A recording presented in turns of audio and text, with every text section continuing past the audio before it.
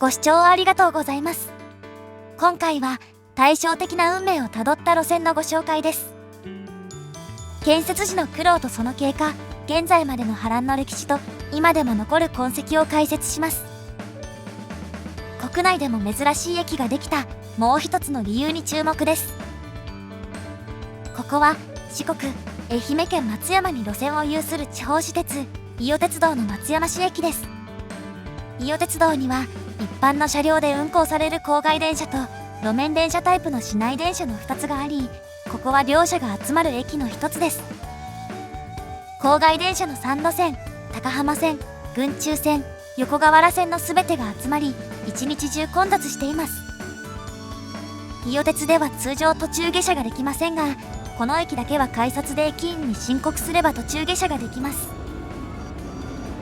JR 四国の松山駅は北西に1キロほど離れており、伊予鉄の方が駅の立地がいいこと、駅間距離が短いことなどから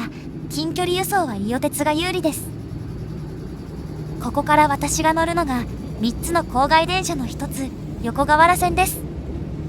松山市駅から南東に伸びるこの路線は高浜線と直通しています。横河原線は松山市駅を出ると南東に進みます。市街地を走り、鉄橋の上にあることで知られる駅、石手川公園駅に停車です。ホームは4両分あり、そのうち手前の2両分が鉄橋にかかっています。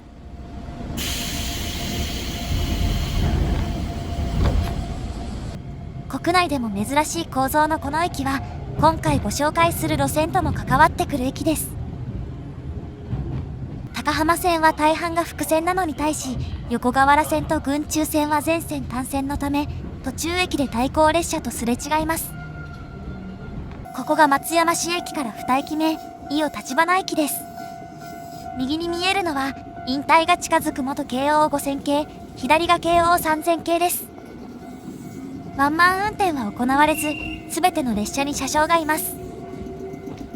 踏切には石畳があるなど、地方私鉄らしい施設がちらほら。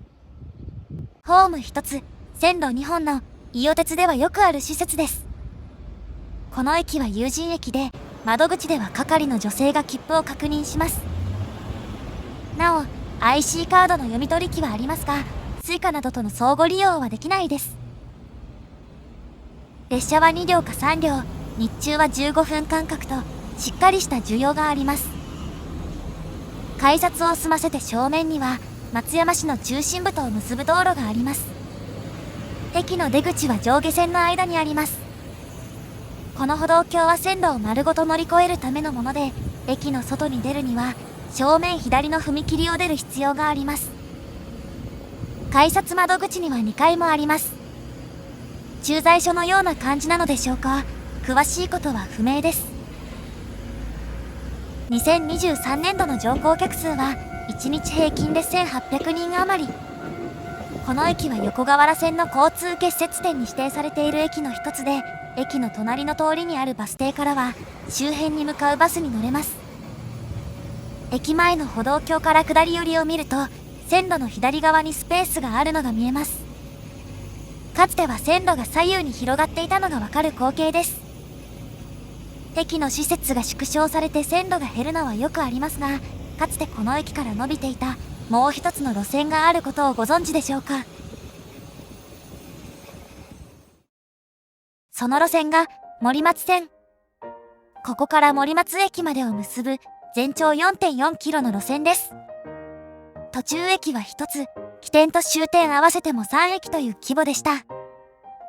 1896年、明治29年に開業し、1965年、昭和40年に廃止になったこの路線、およそ60年ほど存続しており、過去にこのチャンネルで取り上げた京成白髭線や、今の東急の新奥沢線とは大きく違います。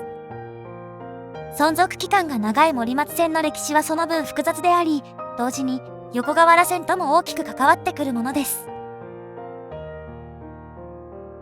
今では伊予鉄の基幹路線の一つである横河原線ですが、初期の歴史は厳しいものでした。伊予鉄で最初に開業したのは今の高浜線です。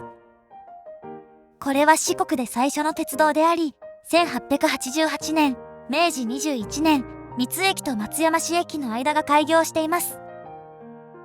三津駅の近くには古くから松山の主要な港として栄えた三津港がありました。路線は1892年明治25年に高浜駅まで延伸されており、同駅の近くにある高浜港は伊予鉄が整備した港です。高浜線のレール同士の間隔、期間は今では 1067 ミリですが、かつては762ミリでした。期間が狭い方が施設が小ぶりで済み、建設費を安くできます。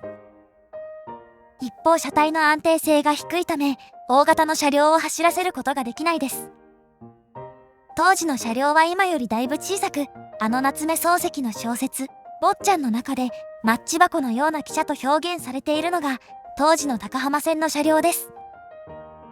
これが名前の由来である坊ちゃん列車は後に復刻され、2001年から市内電車で走行していますが、元は郊外電車を走っていたのです。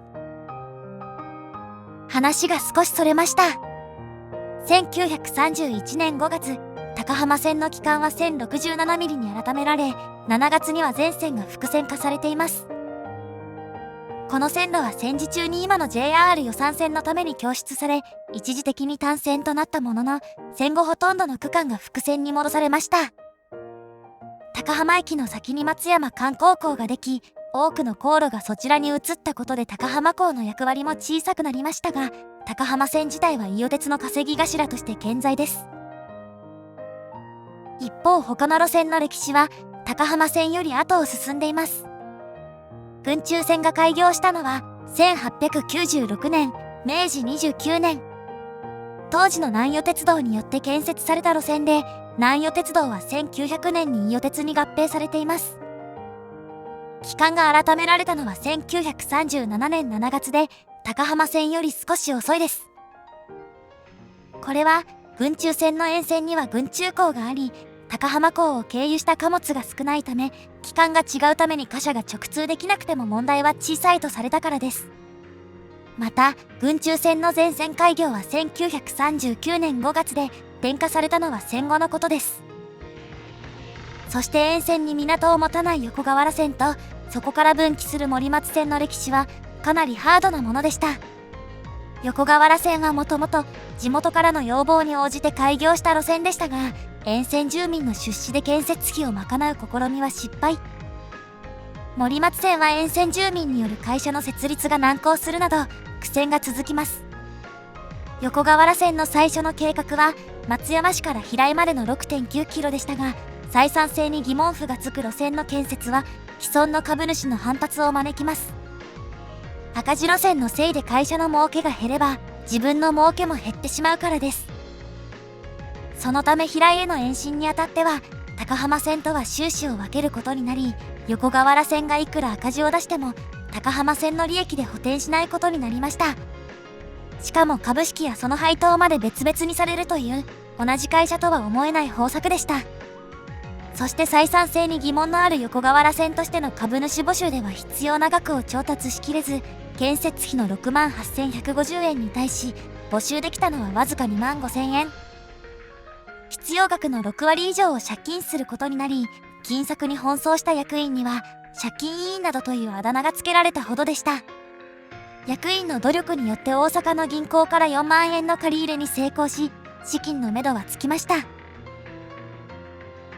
ただし横河原線の建設は石手川に架かる鉄橋の建設や伊予橘駅周辺の用地取得が難航するなどの苦労があり、一時中止を余儀なくされるなど、資金調達から建設から困難ばかりでした。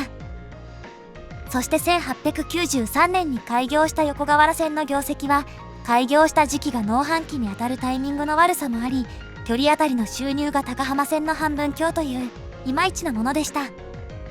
この業績では高浜線と収支を分けるわけにはいかず、新たに施行された商法の観点からも難しくなったため、後に両線の収支などは統合されています。当初の終点だった平井駅は立地が良くなく、これが業績が向上しない要因とされていたこともあり、1899年には横河原駅まで延伸されています。一方、森松線の建設は横河原線とほぼ同じ時期に進められました。1893年6月、伊予鉄は臨時総会を開き、森松までの延伸を決議。翌年に免許が下りた後、建設費をめぐる予算案が紛糾し、一時は延伸取りやめになるなど、二転三転した末、1896年1月に開業しています。森松線の沿線には、椿さんの名前で知られた神社、伊予津彦命神社があり、旧正月には10万人を超える参拝客が詰めかけ、臨時列車を絶え間なく走らせてもさばけないほどの活況で、伊予鉄の業績アップに貢献しました。ここに、当時森松線の起点だった橘駅の写真があります。今の駅はホーム1つと線路2本ですが、この頃の施設はそれより広く、ホーム2つ、線路3本がありました。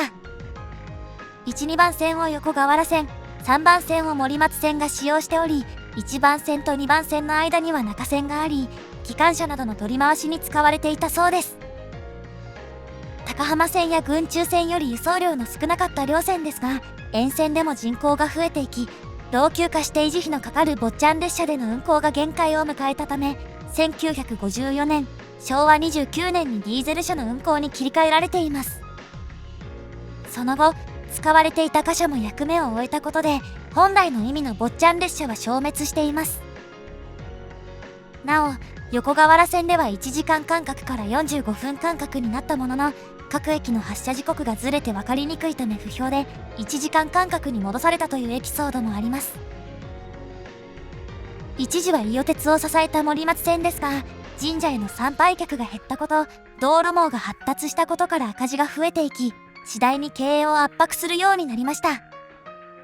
廃止直前には、横河原線と同じく1時間間隔での運行で、上り方向の乗客が1日1100名ほどで、そのうち850名は朝ラッシュの定期利用客だったそうです。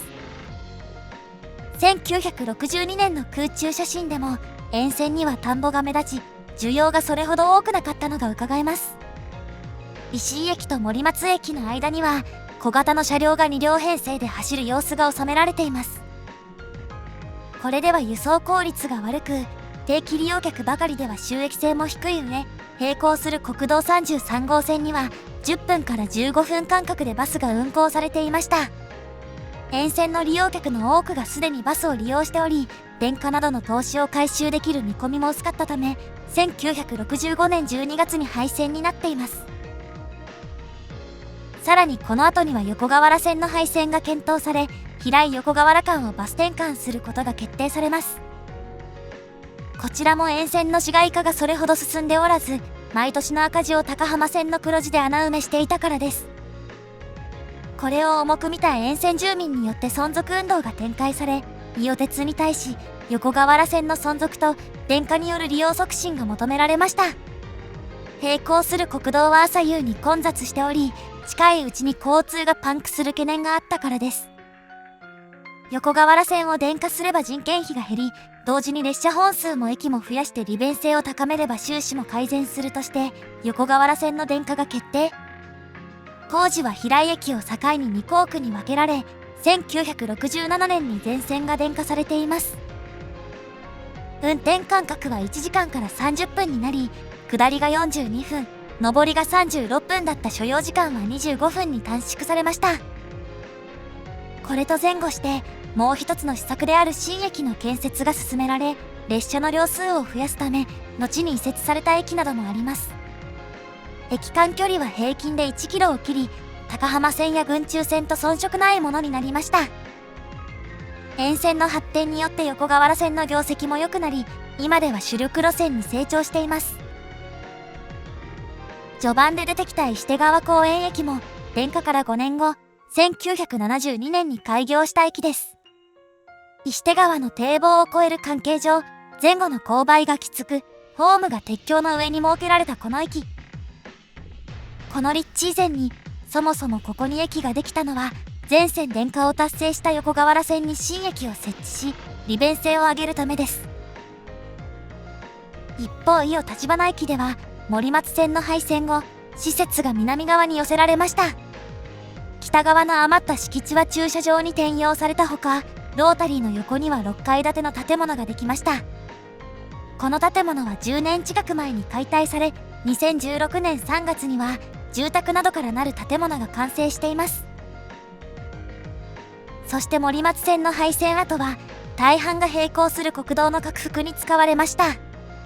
線路跡はほとんど道路に飲み込まれたほか、場所によってはカーブを緩くできる線路跡の場所が道路になっています。